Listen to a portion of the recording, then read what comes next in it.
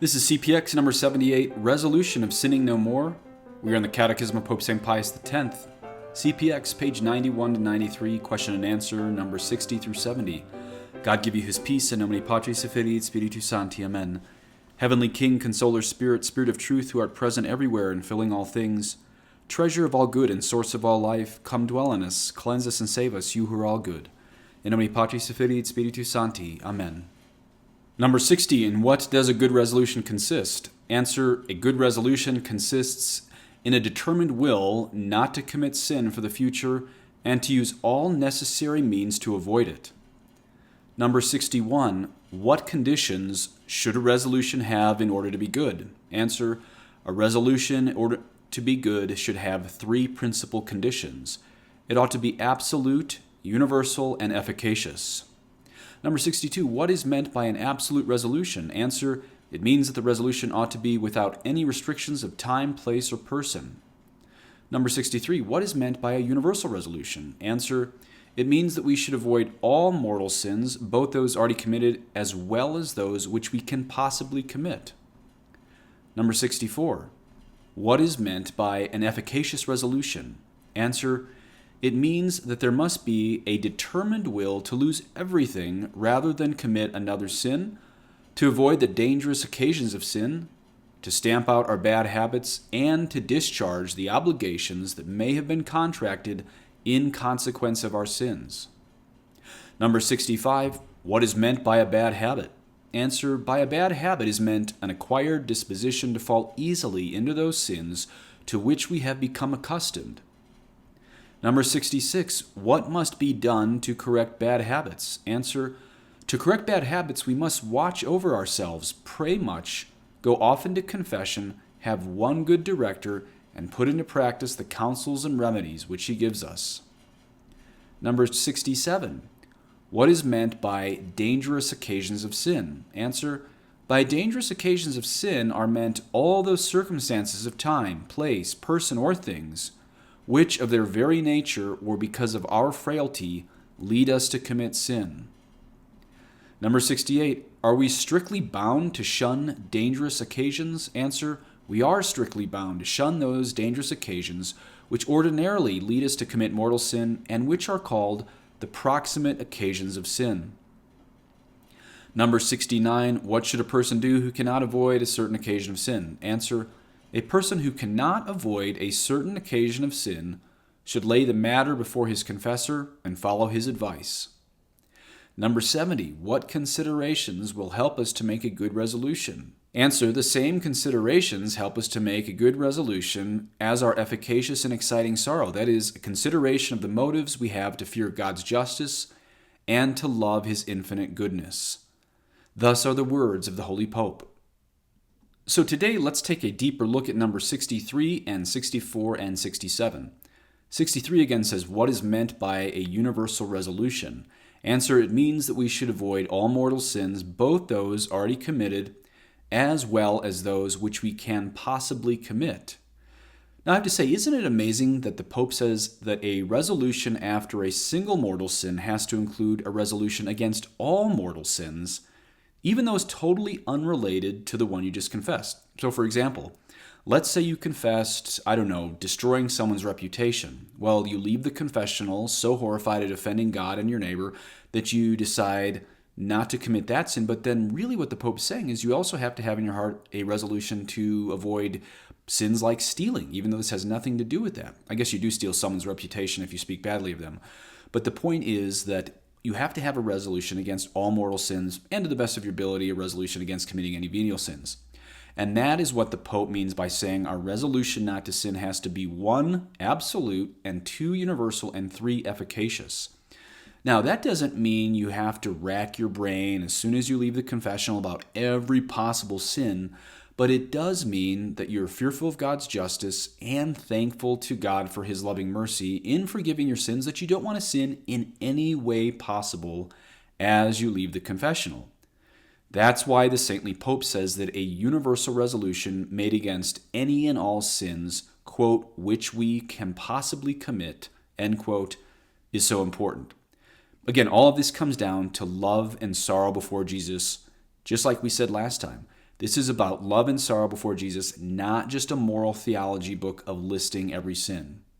I mean, can you imagine St. Mary Magdalene after being forgiven by Jesus face to face in Luke chapter 7? Can you imagine that experience and then leaving that and saying, well, I'm not going to do any more Sixth Commandment sins, but I'm going to keep gossiping about people? Of course not. Now look, this doesn't mean you have to be a great theologian to know every sin in all the old school casuistic moral theology books.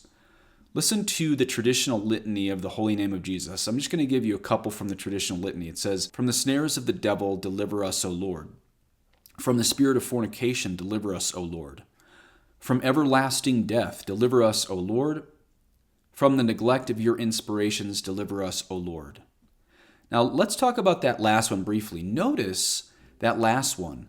From the neglect of your inspirations, deliver us, O Lord. That shows that Catholics historically were expected to follow inspirations from God all day long. That means the peasants, just as the ones who've studied moral theology.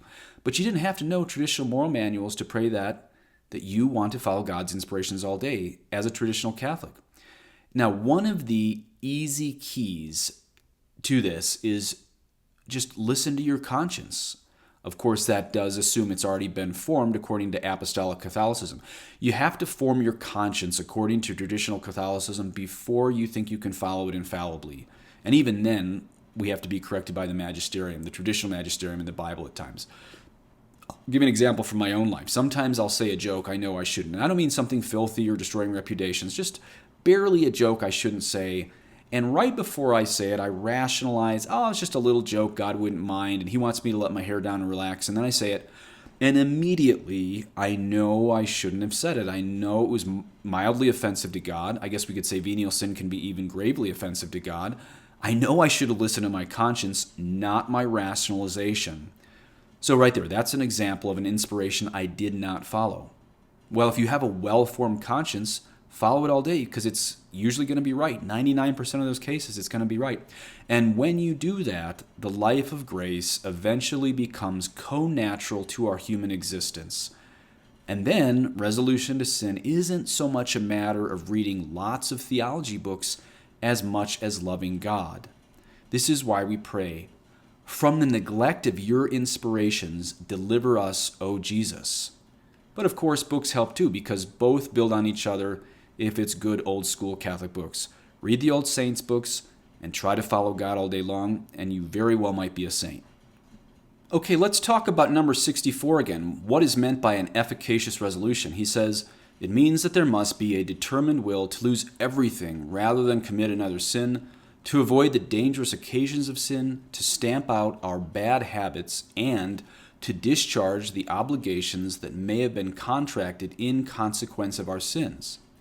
Okay, here's what I'd add to that. You guys remember Matthew 5. Our Lord says, if your right eye causes you to sin, tear it out and throw it away, for it is better that you lose one of your members than that your whole body be thrown into hell. Now, of course, the church has ruled not to take that literally, but Christ, I think if he were alive today, would certainly say that about your smartphone literally. I mean, if your smartphone could cause just one more mortal sin, trash it and get a flip phone.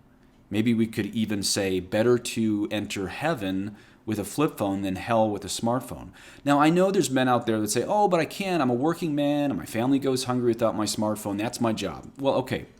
Here's my challenge to the young fathers of families out there. Let's say I offered you $1 million, which, yes, I realize that's not enough for a family man of 5 or 10 kids to raise your family on the rest of your life. I'm realizing I just said $1 million, not $1 billion.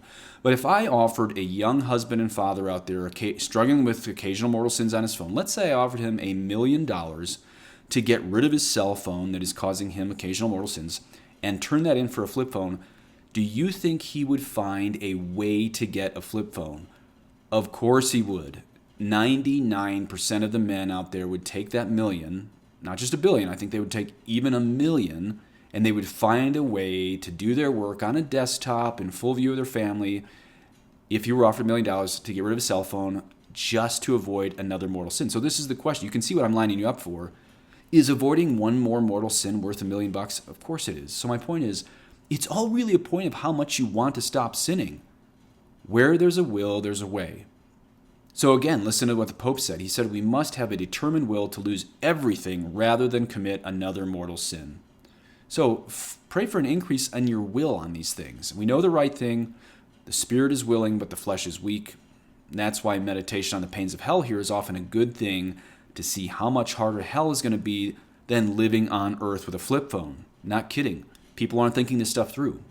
Okay, let's talk about number 65 briefly. What is meant by a bad habit? Answer: by a bad habit is meant an acquired disposition to fall easily into those sins to which we have become accustomed. Let me add a little bit here. So let's say maybe you find that you get drunk at 6 drinks, so you've decided you're going to limit it to, say, 2 to 5 drinks. Well, according to the Pope, this is really no good if you frequently fall into drunkenness. Now, of course, there's nothing wrong with drinking some alcohol, but if the mortal sin of getting drunk is frequent in your life, then the Pope is saying there might be a bad habit around this that you have to kick entirely, if that's a bad habit. In short, all bad habits, especially those that lead to sin, need to be dropped. And a bad habit, he says, is simply an acquired disposition to fall easily into those sins to which we have become accustomed. It's even more broad than near occasions of sin. It's anything we're doing that greases the rails, that brings sin into our life, or perhaps really anything not glorifying God. So let's say you try to make a resolution to two drinks and you just can't do that. Well, then you've identified a bad habit. But if you can have a concrete resolution to 2 drinks a night and you can hold that without leading to other sins, then I don't think you have to necessarily consider that a bad habit. Real quick on 66, he did say you should have one good director, and I realize in the VLX that I put out this week, I said you really only need a good confessor. But notice I was pretty specific on time and place. Probably 130 years ago in Italy, it was a little safer to have a director more than our current modernist crisis that we have now. So again, I am going to double down what I said yesterday. Better just to have a good confessor. And finally, number 67, what is meant by dangerous occasions of sin? Answer: by dangerous occasions of sin are meant all those circumstances of time, place, person, or things, which of their very nature, or because of our frailty, lead us to commit sin. Now, notice how specific the Pope is. This is very beautiful, that he doesn't let you just get off the hook by blaming everybody around you. He's clear that some of your sins don't have to do with your circumstances, but your own frailty, often because of past sins. Let's talk about confession in general for a second. Confession is not this jacuzzi of psychological therapy. I think a better analogy is one of two things. Either 1, a surgery for the soul, or 2, a court of law.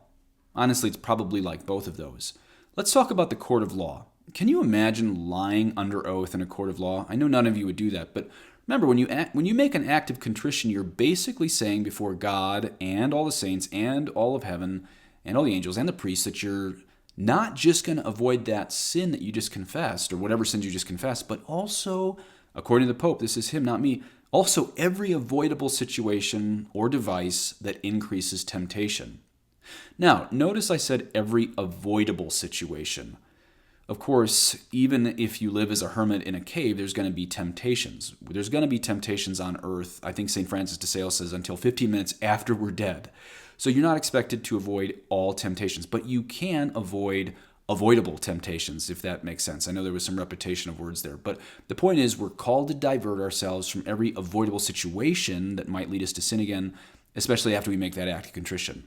Now, people always think of 6th and 9th commandment sins, but again, I mentioned gossip earlier. That might be avoiding people with whom you fall into gossip a lot.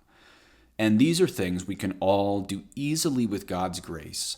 We can avoid the dangerous and near occasions of sin if we cooperate with grace, but it usually takes concrete resolutions, not just a good heart. Please say an Our Father for me, that I may practice what I preach. Et benedictio Dei omnipotentis, Patris et Filii et Spiritus Sancti, descendet super vos et maneat semper. Amen.